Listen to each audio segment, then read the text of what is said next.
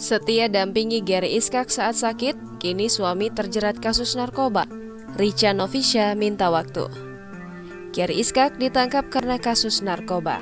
Richa Novisha angkat bicara, terjebak situasi yang tak diinginkan. Bagaimana kronologi kasus narkoba Gary Iskak? Kabar mengejutkan datang dari aktor Gary Iskak. Suami Richa Novisha ini kembali ditangkap karena kasus narkoba pada Senin 23 Mei 2022.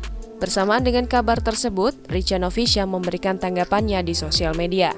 Melalui akun Instagram pribadinya, Richa Novisha mengutarakan perasaannya. Ibu dua anak itu mengunggah tulisan dengan background hitam.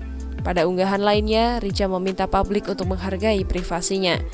Richa menyebut suaminya tersebut terjebak dalam situasi yang tidak diinginkan. Ia juga meminta publik untuk tidak gegabah menyimpulkan sebelum mengetahui kebenarannya. Diwartakan Kompas.com sebelumnya, Kabid Humas Polda Jabar, Kombes Pol Ibrahim Tompo membenarkan kabar penangkapan Gary Iskak.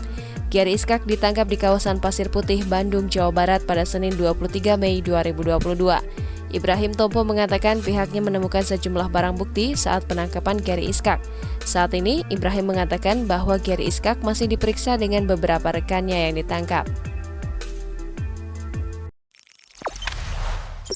Jangan lupa subscribe, share, komen, dan like ya!